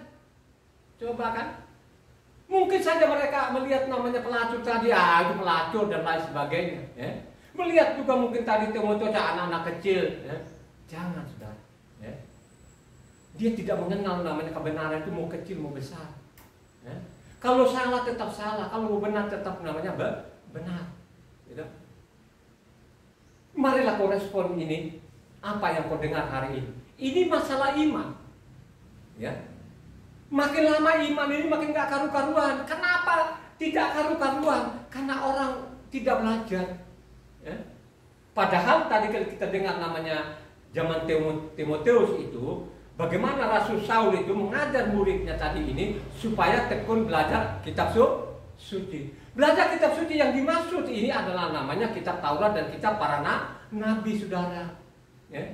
Karena zaman itu pun belum ada namanya Injil, belum dibukukan, masih dalam penggalan itu, gitu loh. Yakin itu yang diajarkan tadi itu belajar namanya Taurat dan kitab para nabi. Karena ini adalah kekal. Ya. Nah kalau kau abaikan ini, yang nggak punya pengetahuan. Kalau sudah tidak punya pengetahuan, ya tidak memiliki iman yang benar. Akhirnya iman nebeng. Dia bilang Tuhan, ya sudahlah Tuhan, gue percaya. Dasarmu apa? Ditanya, nggak tahu. Itu namanya iman nebeng namanya. Ya. Bukan iman berdasarkan pengetahuannya. Kalau ini orang-orang tadi ini tidak pengaruh. Dari pendengaran mereka itu mereka simpan dalam hati sehingga mereka memiliki iman yang benar. Habakuk 2 ayat 4. Habakuk 2 ayatnya 4. Sesungguhnya orang yang membusungkan dada tidak lurus hatinya, tetapi orang yang benar itu akan hidup oleh percayanya. Orang yang benar itu akan hidup oleh percayanya. Jadi dalam hidupmu ini tidak ada kebenaran, tidak ada pengetahuan, bagaimana lu beriman? Orang benar itu akan hidup oleh karena percaya. Tapi kalau dalam namanya surat-surat Rasul Saul di sana mulai dipelintir. Ya, makanya Injil ini saya bilang sudah banyak yang diperkosa. Ya, banyak pertentangan satu sama lain. Tulisan aslinya dengan kutipan kadang-kadang berbeda lah saudara. Ya. Coba dibelokin sana, belokin sini. Coba Roma 1 ayat 17. Roma 1 ayat 17. Ini masalah iman. Sebab di dalamnya nyata kebenaran Tuhan yang bertolak dari iman dan memimpin kepada iman. Seperti ada tertulis, orang benar akan hidup oleh iman. Ini juga kan kutipan tadi apa? Dari Habakuk saudara. Ini masih tulisannya benar. Beda lagi Galatia. Galatia nih, ini dipelintir saudara. Dia nantang tadi, orang benar itu ya hidup karena dia percaya. Tapi namanya Galatia 3 ayat 11 ini dipelintir di sini. Ini dia pelintir. Dia pelintir di sini. Dan bahwa tidak ada orang yang dibenarkan di hadapan Tuhan karena melakukan hukum Torah adalah jelas, karena orang yang benar akan hidup oleh iman. Ini pembunuh ini, maka saya bilang inilah pembunuh ini yang memutarbalikkan, ya. Makanya mereka bilang menggagahi, memutarbalikkan, memperkosa gitu kan. Ini tidak benar. Ini kan kutipan juga namanya Habakuk ini tadi, saudara. Orang benar itu dia akan hidup karena dia percaya, saudara. Kenapa dia katakan dia orang benar? Kalau kita tidak baca kitab suci, kita tidak tahu apa itu kebenaran. Kenapa dia bilang ini orang benar? Kecuali kita selidiki kitab suci, kita baca kitab suci yang lengkap itu, baru kita pahami. Kalau engkau menjadi benar, kalau berkata kebenaran itu berasal dari namanya Taurat. Coba baca ayatnya, Ulangan 6 ayat 25. Dan kita akan menjadi benar apabila kita melakukan segenap perintah itu dengan setia di hadapan Yahweh Tuhan kita, seperti yang diperintahkannya kepada kita. Jadi kalau engkau memiliki kebenaran itu, kalau engkau melakukan Taurat, kalau merenungkan firman Taurat, makanya pasti lo punya iman yang benar. Siapa yang kau sembah? Tuhan yang Esa bernama Yahweh itu atau bukan? Karena yang kita pegang kitab suci ini sudah diacak-acak. Jangankan nama Tuhan, nama orang saja pun sudah diganti-ganti. Bagaimana sih? Ini fakta loh, saudara. Ya, tidak ada yang membuka ini loh, saudara. Sampai saat ini, bagaimana lo memiliki iman yang benar kalau lo tidak punya pengetahuan? Bagaimana lo memiliki pengetahuan kalau tidak pernah lo punya keinginan untuk membaca kitab, belajar isi kitab suci? Coba kan, diperkosa lo, saudara. Ya, coba Ibrani 10 38-39. Tetapi orangku yang benar akan hidup oleh iman, dan apabila ia mengundurkan diri, maka aku tidak berkenan kepadanya. Tetapi kita bukanlah orang-orang yang mengundurkan diri dan binasa, tetapi orang-orang yang percaya dan yang beroleh hidup. Orang benar itu pun saudara, mau tantangan apapun tetap akan dia bertahan. Itu orang benar. Ya. Biarpun diolok-olok bahwa Tuhan yang saya sembah itu adalah Yahweh satu-satunya, tidak ada lain, dia tetap bertahan karena dia benar, karena dia memiliki pengetahuan akan isi kitab suci ini. Ada pasalnya, ada ayatnya itu yang dimaksud, saudara. Ya. Itulah namanya iman yang benar. Iman yang benar itu dia berasal dari tadi pengetahuan. Ya. Dia memiliki pengetahuan karena dia belajar. Ya. Makanya kalau kita baca namanya Ulangan 17 itu, kalau engkau angkat raja, salilah namanya Taurat itu, berikan kepada dia supaya ada di samping, dan selalu dia baca selama dia masih hidup, supaya dia memiliki namanya hikmat pengetahuan. Dari pengetahuan itulah dia memiliki namanya iman yang benar. Kalau engkau memiliki iman yang benar, engkau menyelamatkan dirimu, keluargamu maupun juga pendengar. Begitulah isi kitab suci, gitu. Coba, zaman dulu, zaman rasul-rasul ini, ada orang juga ini, ya. Ini seorang perwira bernama Cornelius, ya. Kalau di Matitia di situ atau di kitab rasul-rasul itu tidak kelihatan namanya, tapi kalau kita baca di Kisah Para Rasul 10 di sana, baru kita tahu itu apa yang dimaksud perwira ini adalah Cornelius, saudara. Ya. Jadi Cornelius itu, saudara, dia memiliki iman yang benar. Dia memiliki pengetahuan yang benar. Ya. Karena dicatatlah perwira ini, perwira Roma, orang Roma ini, saudara, satu-satunya. Makanya zaman itu, ya, dia mengatakan, saya tidak ketemukan seperti perwira ini. Ya. Di tengah-tengah bangsa Israel. Coba satu orang. Matitia 8 ayatnya 5 sampai 10. Ini orang-orang yang kita catat, ini orang-orang yang luar biasa loh saudara ya. Mereka punya pemahaman yang benar, punya pengetahuan yang benar, dan mereka memiliki iman yang benar juga. Ini perwira ini luar biasa juga. Dia perwira yang rendah hati di hadapan Tuhan. Sangat rendah hati. Padahal namanya tentara loh saudara, jangan main-main loh saudara. Tapi perwira ini dia luar biasa. Baca.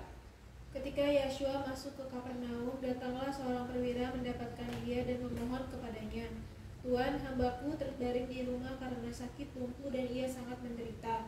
Yeshua berkata kepadanya, "Aku akan datang menyembuhkannya." Tetapi jawab perwira itu kepadanya, "Tuan, aku tidak layak menerima Tuan di dalam rumahku. Katakan saja sepatah kata, maka hambaku itu akan sembuh. Sebab aku sendiri seorang bawahan, dan di bawahku ada pula prajurit. Jika aku berkata kepada salah seorang prajurit itu pergi, maka ia pergi. Dan kepada seorang lagi datang, maka ia datang. Ataupun kepada hambaku kerjakanlah ini, maka ia mengerjakannya." Setelah Yeshua mendengar hal itu, heranlah ia dan berkata kepada mereka yang mengikutinya, "Aku berkata kepadamu, sesungguhnya iman sebesar ini tidak pernah aku jumpai pada seorang pun di antara orang Israel." Saya tidak menjumpai iman sebesar ini di tengah orang Israel ini. Hanya mereka tiap hari mengejar-ngejar namanya Tuhan Yesus. Yeshua mau dibunuh saudara. Ini sudah iman, sudah nggak ada lagi. Bangsa Israel sudah nggak tahu lagi bagaimana mereka memiliki pengetahuan akan iman yang benar. Tadi kalau namanya hukum Taurat sudah tidak diperdulikan lagi. Tidak belajar lagi. Dia sibuk dengan Talmudnya. Coba saudara. Jadi ingatlah saudara ya, jangan berpikir, jangan ikut-ikutan. Oh zaman itu kan ada Talmud, Tuhan muji-muji mereka. Justru Talmud inilah yang bawa mereka ke kehancuran. Membawa namanya Yerusalem itu tidak ada lagi batu. Hancur berantakan. Ya, gara-gara mereka tinggalkan namanya Taurat tadi ini, mereka tidak mengenal namanya ini yang jadi manusia ini, akhirnya Yerusalem itu dihancurkan. Tidak ada lagi yang beriman. Ya. Ketemu satu ini pun juga bukan orang Israel, ini orang luar Israel saudara. Dan dia sangat rendah hati, tidak layak. Aku datang pun ke Tuhan itu tidak layak. Dan Tuhan juga pun datang di sini menyambut juga udah tidak layak. Katakan saja 1-2 kata. Coba saudara, ada nggak yang seperti itu sampai saat ini? Kagak ada. Malah menghujat-hujat gitu kan. Hanya orang sekarang ini hanya suka itu mengganti-ganti nama, kan begitu kan? Mengganti hukum Tuhan. Itu suka begitu. Yang tidak ada dasarnya di dalam. Coba lihat kan, ya, nonton di YouTube ratusan ribu. Ya, coba saudara, apakah yang begitu-gitu orang punya pengetahuan? Gak ada. Bagaimana lu memiliki pengetahuan kalau lu tidak punya kemauan untuk baca kitab suci? Ya. Akhirnya lu ikut saja, saudara. Ya. Coba kan, bagaimana dulu tokoh-tokoh besar itu memiliki iman yang benar. Mereka menaklukkan kerajaan-kerajaan katanya. Coba Ibrani 11 ayatnya 32-33. "Dan apakah lagi yang harus aku sebut? Sebab aku akan kekurangan waktu apabila aku hendak menceritakan tentang Gideon, Barak, Simson, Yefta, Daud, dan Samuel, dan para nabi, yang karena iman telah menaklukkan kerajaan-kerajaan, mengamalkan kebenaran, memperoleh apa yang dijanjikan, menutup mulut singa-singa."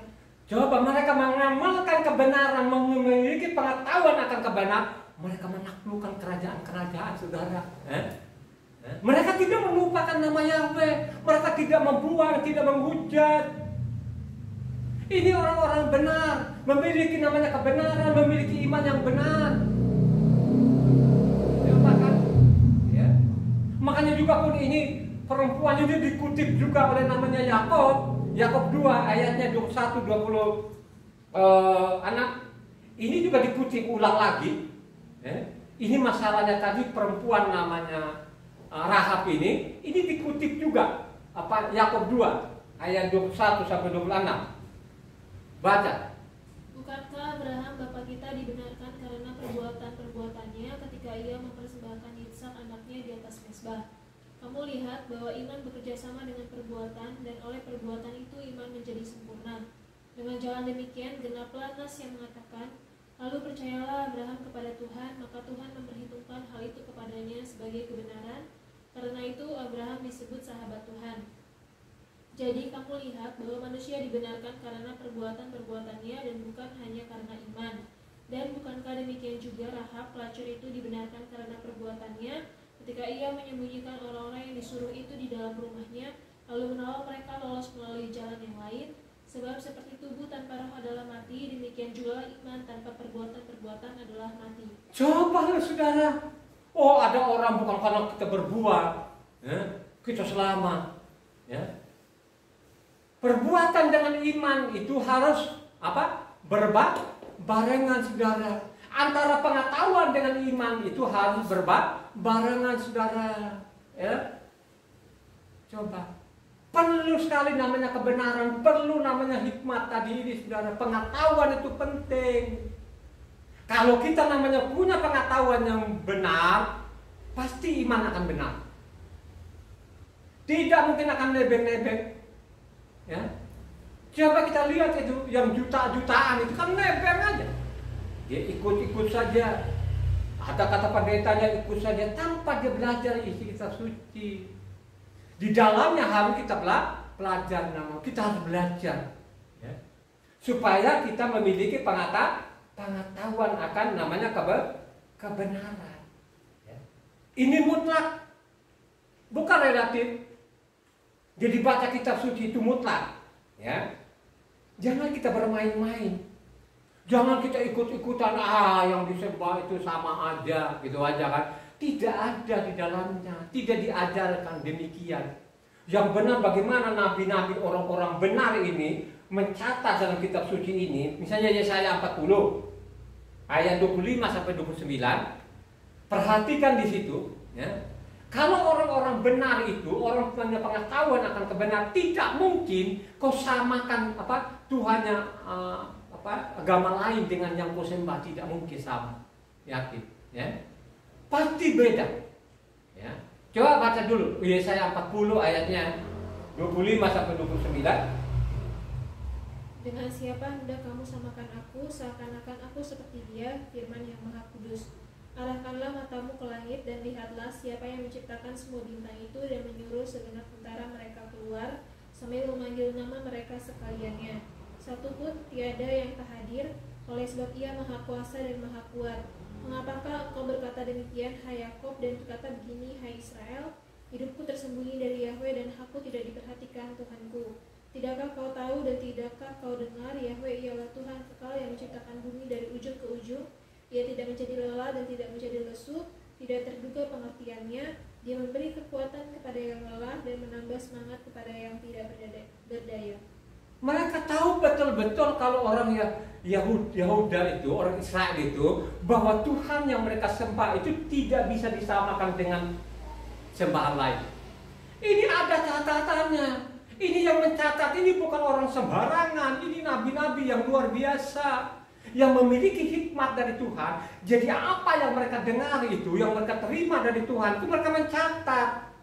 Untuk apa ini kita mencatat? Ya untuk yang pengen membaca, orang yang pengen mendengar, yang mencatat. Ya. Ini maksudnya, gitu. Tapi kalau kau abaikan ini, kau tetap namanya ikutin ajaran-ajaran dari mimbar yang menyimpang dari isi kitab suci, ya. Itu tadi sudah ada pasal, ada ayatnya. Suatu saat nanti kamu akan dihukum. Ya. Yesaya 44 ayat 24 juga mengatakan, beginilah firman Yahweh penebusmu yang membentuk engkau sejak dari kandungan. Akulah Yahweh yang menjadikan segala sesuatu, yang seorang diri membentangkan langit, yang menghamparkan bumi. Siapakah yang mendampingi aku? Coba, gak ada yang mendampingi aku waktu menciptakan. Aku seorang diri, satu-satunya. Gak ada kok. Ini dicatat loh. Ini perkataannya Tuhan ini sendiri. Ya? Jadi dicatatlah nama nabi-nabi ini. Nabi-nabi ini, nabi-nabi benar loh ini. Saya nabi benar, saudara. Ya, tidak ada. Ya. Makanya saya mengatakan orang Kristen itu sukanya apa? Mereka muter aja di Yohanes 1 itu, ya, muter aja. Dia tidak keluar tempat lain.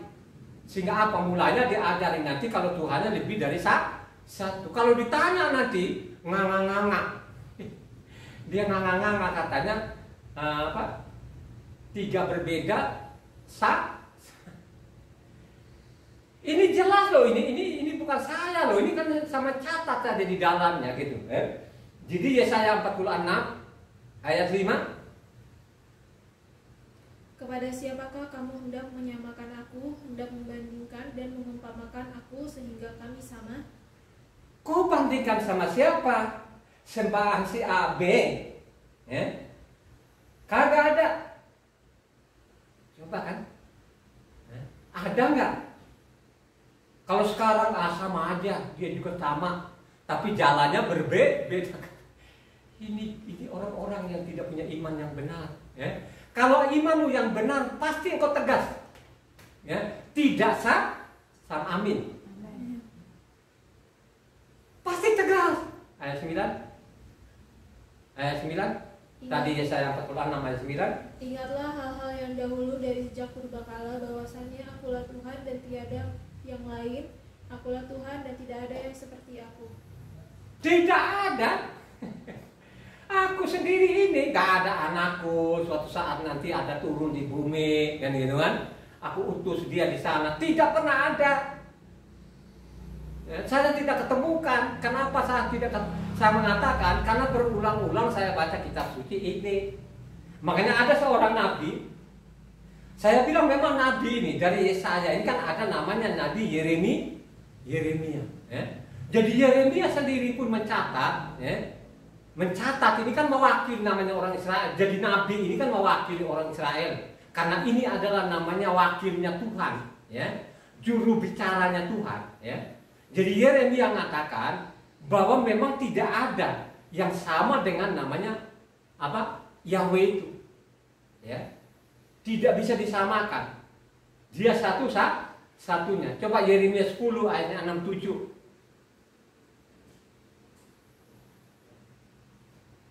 Tidak ada yang sama seperti engkau ya Yahweh, engkau besar dan namamu besar oleh keperkasaan. Siapakah yang tidak takut kepadamu ya Raja bangsa-bangsa? Sungguh kepadamu lah seharusnya sikap yang demikian, sebab di antara semua orang bijaksana, dari bangsa-bangsa dan di antara raja-raja mereka, tidak ada yang sama seperti engkau. Tidak ada yang sama. Jadi orang Israel itu tidak ada sedikit pun dalam pikiran mereka kalau Tuhan itu punya atau Tuhan itu lebih daripada satu. Ini saya tidak mendetil ya. Kalau saya mendetil ini banyak sekali. Kalau saya mendetil ya kan gitu sama tulis semua itu, tidak disamakan bahwa akulah Tuhan, tidak ada yang lain, berulang-ulang itu banyak sekali. Oleh karena itu, marilah seajaklah jemaat ini maupun pendengar di luar sana kembalilah kepada Tuhan yang benar. Panggillah nama Yahweh. Karena itulah ajarannya di dalamnya. Isi kitab suci itu supaya ini membedakan namanya sembahan bangsa-bangsa dengan bangsa Israel ini, perlulah kita baca kitab suci. Dengan kita membaca kitab suci, pasti kita ketemukan nanti di dalamnya ada pasalnya, ada ayatnya bahwa Tuhan itu Esa, tidak ada yang lain dan tidak bisa juga disama-samakan. Agama ini dengan agama saya sama, Tuhannya sama, tidak sama. Makanya kalau di luar sana namanya Tuhan mereka namanya Zat Maha ada. Tapi Tuhan kita ini yang disembah Abraham, Ishak dan Yakub, dia Tuhan yang maha kuasa. Makanya kata Elohim itu kalau diartikan Indonesia yang diyakini dipuja sebagai yang maha kuasa, itu arti daripada kata Elohim.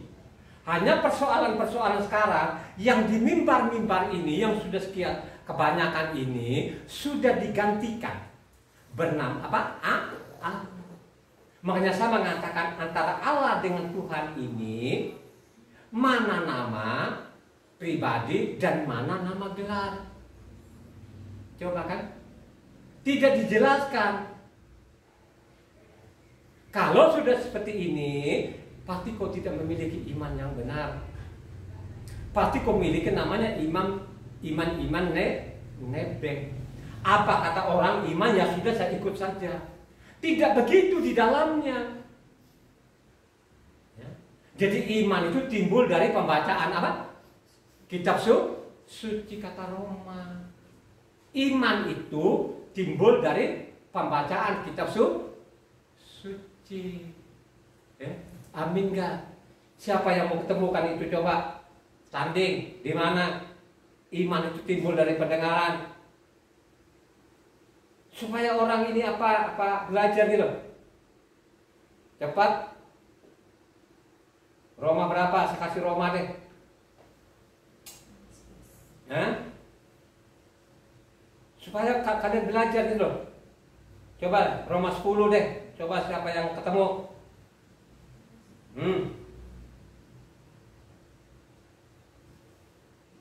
Firman cepat.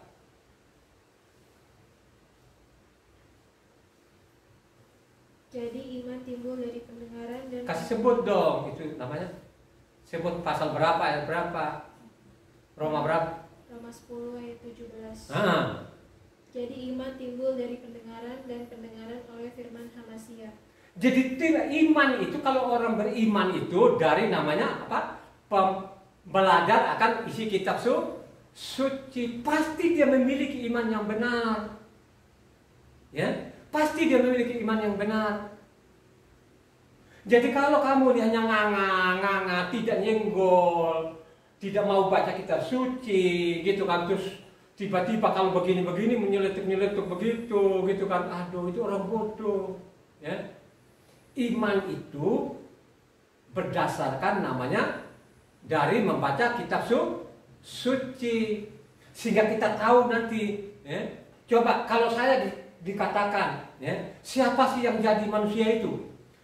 Yang digantung di kayu salib, yang dihukum oleh bangsa Israel, siapa namanya?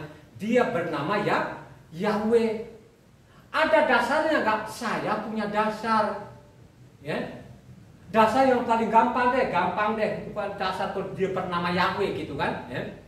Bahwa dia adalah Yahweh sendiri, datang di bumi dan memang dia bernama Yahweh, kan gitu. Dikatakan apa yang mereka sebut sekarang Yahshua, atau kalau kita baca lengkap Yahweh tulisannya Yod-He, Waw, Sin, Ayin. Bacanya kalau kita baca lengkap, kalau ada tanda masoranya itu Yahweh Sua. Dasar apa? Dasarnya saya kalau baca namanya apa? Yohanes 5 ayat 43, Ibu Ana. Saya punya dasar. Coba. Itu kalau masalah namanya. 43. Yohanes 5 ayat 43. Aku datang dalam nama Bapakku dan kamu tidak menerima aku. Jikalau orang lain datang atas namanya sendiri, kamu akan menerima. Ya. Jadi pada waktu dia bicara ini kan yang mereka saksikan ini kan anaknya Miri Yosef sebagai namanya orang Israel itu adalah anaknya tuh. Sungguh sia dia mengucapkan tadi, aku datang dalam nama nama bapaknya siapa? Yahweh. Orang Israel itu nama bapaknya mereka siapa namanya? Yahweh. Jadi pada waktu dia jadi manusia ini Yahweh tadi, dia tetap bernama Yahweh Sua. Dia ambil rupa manusia. Kalau orang Kristen ini pada umumnya miliaran orang, dia terpakunya namanya satu Yohanan. Tidak baca surat-surat yang lain. Kalau dia mengatakan itu bahwa dia adalah Yahweh itu sendiri datang di bumi, ada pasal, ada ayatnya. Saya punya pasal, punya ayat. Pasal mana, ayat mana? Marilah kita baca namanya kitab Taurat dan kitab para nabi. Minggu akan datang, apa sahabat akan datang, kita bicara nanti bahwa dia adalah Yahweh yang datang di bumi. Tidak ada yang lain, satu-satunya. Pasti dia menyelamatkan engkau dan saya. Amin. Amin. Mari kita